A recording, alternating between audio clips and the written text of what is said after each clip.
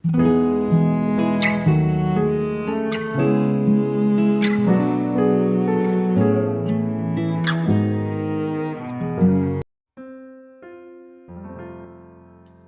salam, selamat pagi saudara yang dikasihi Tuhan Yesus. Saya menyapa bagi saudara semua yang ada di Indonesia, dari Sabang sampai Merauke, baik yang di kota maupun yang di desa. Dan saudara semua yang ada di Malaysia, di Sabah, di Sarawak, Kuala Lumpur, di Kamboja, di Singapura, dan dimanapun saudara berada. Senang kembali menjumpai saudara pagi hari ini. Saya percaya kita tetap berada di dalam kasih dan penyertaan Tuhan kita, Yesus Kristus. Selamat datang kembali di Pokok Anggur bersama saya Yosia Krispianto. Mari saudara, sebelum kita bersama-sama merenungkan firman Tuhan, mari kita bersatu di dalam doa. Bapa di surga, Bapa di dalam nama Tuhan Yesus, terima kasih buat penyertaan dan perlindungan Tuhan sepanjang malam di dalam istirahat kami. Dan pagi hari ini ya Tuhan, kami bangun dengan kekuatan yang baru, dengan sukacita yang baru, berkat baru yang Tuhan sediakan bagi kami. Tuhan, sebelum kami beraktivitas pada hari ini, kami rindu untuk merenungkan firman-Mu.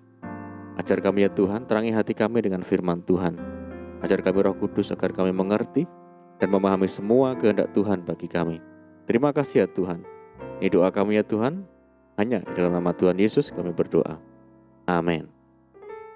Baik saudaraku, kita akan membaca bersama di dalam Markus 10 ayat yang ke-47.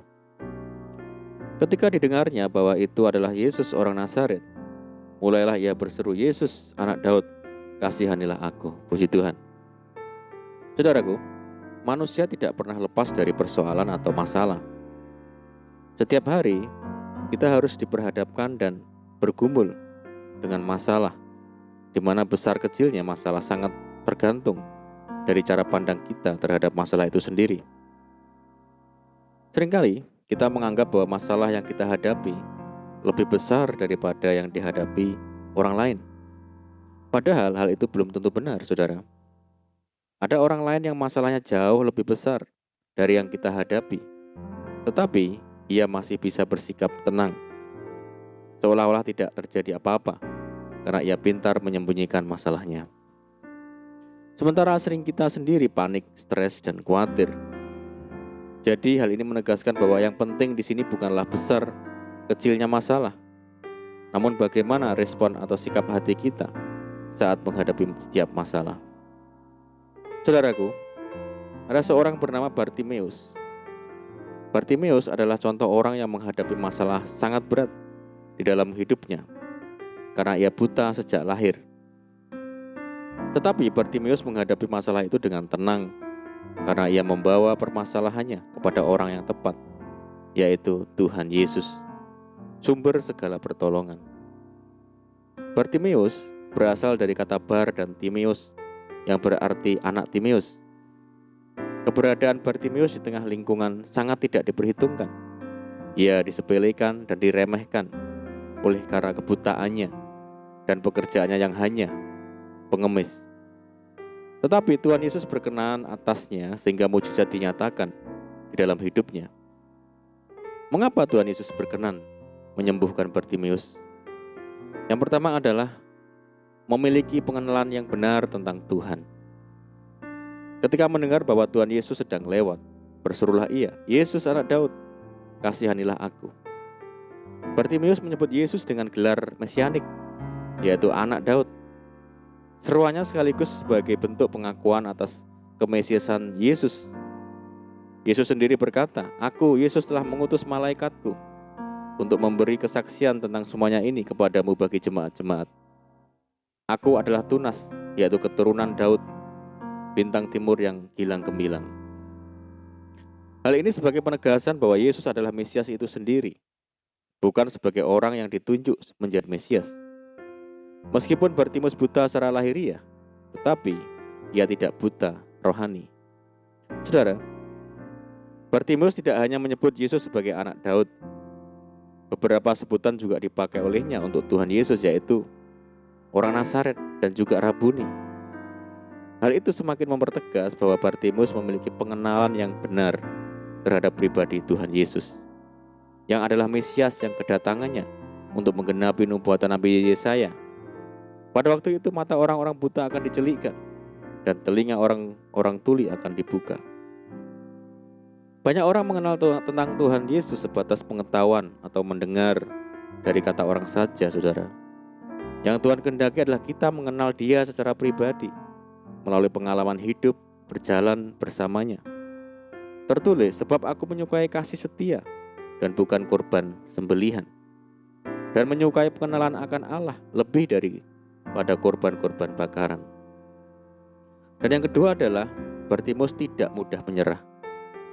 Saat itu banyak orang berbondong-bondong ingin mendekati Tuhan Yesus. Tentunya ini menjadi hambatan yang besar bagi Bartimeus yang buta, saudara. Apalagi orang-orang yang juga berusaha menghalangi dan menegurnya supaya diam. Namun Bartimeus tidak menyerah begitu saja. Semakin keras ia berseru, "Anak Daud, kasihanilah aku." Karena ia tahu secara pasti bahwa Tuhan Yesus penuh dengan kasih. Karena itu ia memohon belas kasihannya. Ada beberapa elemen doa yang terkandung dalam permohonan Bartimeus, saudara, sehingga Tuhan Yesus bersedia menanggapinya. Yaitu yang pertama adalah seruan yang terus-menerus sampai mendapatkan jawaban. Tertulis, tidakkah Allah akan membenarkan orang-orang pilihan yang siang malam berseru kepadanya? Dan adakah ia mengulur-ngulur waktu sebelum menolong mereka? Yang kedua adalah permohonannya sesuai dengan kebutuhan. Tuhan senantiasa bersedia menanggapi seruan orang yang didasari oleh kebutuhan. Tetapi bila seruan atau doa tersebut dilandasi oleh keinginan dan hawa nafsu pribadi, tentu Tuhan tidak akan menjawabnya. Setelah mengalami pertolongan Tuhan, Bartimeus pun memberikan respon yang benar untuk membalas segala kebaikan Tuhan. Tanpa menunda-nunda waktu, ia membuat keputusan untuk mengikut Tuhan. Saudara, di setiap kondisi kehidupan kita, mungkin kita mengalami permasalahan yang berat, sepertinya tidak sanggup kita mengatasinya. Mari kita belajar dari Bartimeus yang selalu berusaha mengenal pribadi Tuhan, mengalami hidup bersama dengan Tuhan, memiliki sikap yang tidak mudah menyerah, dan memiliki ketekunan di dalam doa dan permohonan. Sehingga, seperti Bartimeus, kita juga akan melihat dan merasakan kuasa Tuhan dinyatakan atas hidup kita. Amin. Puji Tuhan, mari kita berdoa. Bapa di surga, Bapa di dalam nama Tuhan Yesus, terima kasih buat firman-Mu saat ini. Ajar kami ya Tuhan untuk senantiasa mengenal Tuhan lebih lagi, bahwa kami untuk senantiasa tinggal di dalam Tuhan. Ajar kami untuk tidak mudah menyerah atas masalah seberat apapun di dalam hidup kami. Dan ajar kami memiliki ketekunan untuk mencari Tuhan lewat doa dan permohonan kami kepada Tuhan. Sampai kami melihat kuasa Tuhan, Tuhan nyatakan bagi kami. Terima kasih ya Tuhan. Saat ini kami menyerahkan hidup kami hari ini ke dalam tangan Tuhan. Berkati kami hari ini, berkati segala usaha kami, pekerjaan yang kami lakukan lewat tangan-tangan kami, dan jadikan kami hari ini Tuhan berhasil dan beruntung. Sertai kami hari ini dengan penyertaan Tuhan yang sempurna. Mohon petunjuk Tuhan sehingga kami hidup sejalan dan seturut dengan segala kehendak Tuhan. Limpahi kami dengan sukacita dan damai sejahtera ya Tuhan hari ini, dan jauhkan kami dari segala macam sakit, penyakit, mara bahaya, dan malapetaka. Berdoa bagi kesejahteraan kota kami, desa kami, daerah kami, dan bangsa kami. Mari Tuhan berkati daerah kami, pulihkan negeri kami, belas kasihan Tuhan bagi negeri kami. Terima kasih Tuhan. Ini doa kami ya Tuhan, kami percaya Tuhan mendengar seruan doa kami. Hanya di dalam nama Tuhan Yesus kami berdoa. Amin. Puji Tuhan saudara, kita sudah berdoa, kita percaya penyertaan Tuhan selalu ada bagi kita hari ini. Dan mari kita tetap mengandalkan Tuhan, tetap semangat di dalam Tuhan. Saya ucapkan selamat pagi, selamat beraktivitas. Doa saya menyertai saudara semua. Tuhan Yesus memberkati. Haleluya.